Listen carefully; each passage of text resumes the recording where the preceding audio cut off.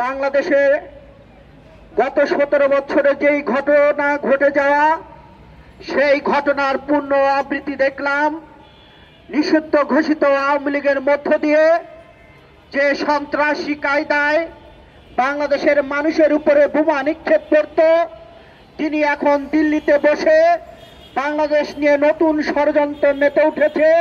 তারই ধারাবাহিকতায় তার অবৈধ সন্তানরা গত 2 দিন যাবৎ বাংলাদেশের বিভিন্ন জায়গায় বিভিন্ন মানুষের উপরে বোমা নিক্ষেপ করেছে, বিভিন্ন বাস পুড়িয়েছে, বিভিন্ন জায়গায় তারা অরাজকতা করার চেষ্টা করছে।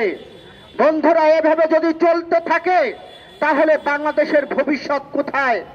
যারা লকডাউন দিয়েছেন তাদের উদ্দেশ্যে বলতে চাই, আপনারা দিল্লিতে লক হয়ে আছেন, আসতে পারছেন না। আপনারা বাংলাদেশে ডাউন কর্মসূচি দিয়েছেন, আপনারা দুটি মিলেই লকডাউন হয়ে পড়েছেন। জনগণ আপনাদেরকে চায় না। শেখ হাসিনাকে বলবো, আপনি যদি বাংলাদেশের মানুষের কাছে ক্ষমা চান তাহলে বাংলাদেশের মানুষ চিন্তা করতে পারে আপনি রাজনীতি করবেন বা করবেন না। যেই ব্যক্তিটি লক্ষ লক্ষ মানুষের জীবন নিয়ে খেলা করেছে, যেই লোকটি মানুষকে খুন করেছে, গুম করেছে, বাংলাদেশের মানুষের ভোটের অধিকার হরণ করেছে, গণতন্ত্রকে হরণ করেছে, সেই ব্যক্তি দিল্লিতে বসে নতুন করে ষড়যন্ত্র করছে। আর বাংলাদেশের মানুষ আঙুল চুষে বসে থাকবে, সেটা হতে পারে না।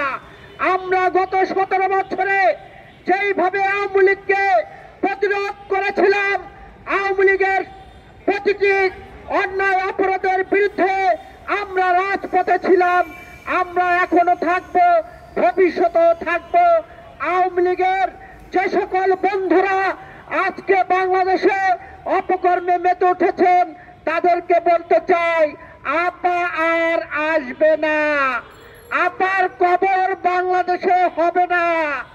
আপা মারা গেলে দিল্লিতেই তার কবর হবে, বাংলাদেশে তার কবর হবে না। কাজেই যারা আপা আপা করে সাধারণ মানুষের উপরে বোমা নিক্ষেপ করছেন, আপনাদেরকে দিল্লিতে চলে যেতে হবে। আমরা ভেবেছিলাম যারা আওয়ামী লীগে অপরাধ করে নাই তারা আমাদের বন্ধু, কিন্তু নতুন করে দেখছি এই বন্ধুরা আবার নতুন ষড়যন্ত্র করছে আপার ডাকে। আমরা তাদেরকে বলতে চাই, আমরা বলেছিলাম গত 17 বছরে ইতিহাসে আমরা শেখ হাসিনাকে দেখতে চাই নন্দিত ব্যক্তি হিসাবে, নিন্দিত হিসাবে না। কিন্তু শেখ হাসিনা আমাদের কথা রাখে নাই, তিনি নিজে নিজেই নিন্দিত হয়েছেন। এখানে আমাদের করার কিছু নাই। কাজেই যারা আপার নির্দেশে অরাজকতা করেছেন সেই আপার সুরেই বলতে চাই, শেখ হাসিনা বলেছিল যারা গাছে আগুন দেবে তাদের হাত ঘুরিয়ে দিতে হবে, পুড়িয়ে দিতে হবে। আমরাও সেটা দেখতে চাই, শেখ হাসিনার কথা রাখতে চাই বাংলাদেশের জনগণ। কাজেই যারা অপরাধ করছেন তাদেরকে বলছে, গত 17 বছরে অনেক অপরাধ করছেন, নতুন করে কোনো অপরাধ করার চেষ্টা করবেন না। আমরা বলেছিলাম বাংলাদেশে আওয়ামী লীগ রাজনীতি করবে, বিএনপি রাজনীতি করবে, জামাত রাজনীতি করবে, কিন্তু গত 17 বছরে এই আওয়ামী লীগ বাংলাদেশের কোন রাজনৈতিক দলকে রাজনীতি করতে দেয়নি। আমাদেরকে বারবার কারাগারে নিয়েছে, আমাদেরকে ভোট দিতে দেয়নি। আমরা এমনও দেখেছি মৃত্যু ব্যক্তি ভোট দিয়েছিল। কাজেই এই আওয়ামী লীগকে বাংলাদেশের মাটিতে আর এদেশের জনগণ দেখতে চায় না। যাদের মধ্যে এখনো কোনো অনুভূতি হয়নি, হাজার হাজার মানুষকে যারা খুন করলো তারা বাংলাদেশের মানুষের কাছে ক্ষমা চাচ্ছে না। আমরা বলতে চাই, যেই ব্যক্তি হন না কেন, যত বড় প্রভাবশালী ব্যক্তি হন, যত বড় দলই হন না কেন, কেউ যদি অপরাধ করে সেই অপরাধীর বিচারের কাঠগড়ায় দাঁড় করতেই হবে এদেশের জনগণ মনে করে। আমরা বলতে চাই আপা আপা যারা করছেন তাদেরকে জনগণ খুঁজে খুঁজে বের করে তাদেরকে শাস্তি দেওয়ার ব্যবস্থা করবে। আমি যে কথাটি বলে শেষ করতে চাই, অন্তর্বর্তী সরকারের প্রধান যিনি গত 2 দিন যাবৎ যে ঘটনা হয়েছে, অন্তর্বর্তী সরকার এই দায় এড়াতে পারে না। আজকে আমরা কেন রাজপথে থেকে তাদেরকে প্রতিহত করব? এই প্রতিহত করবে রাষ্ট্রে যারা দায়িত্বে আছেন তারা। আজকে তারা তলে তলে আওয়ামী লীগের সাথে লিয়াজো করবেন এবং মাল পানি খাবেন।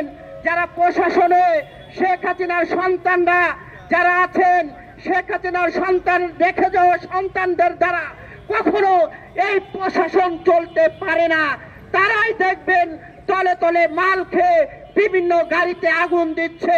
এটা বাংলাদেশের মানুষ মনে করে।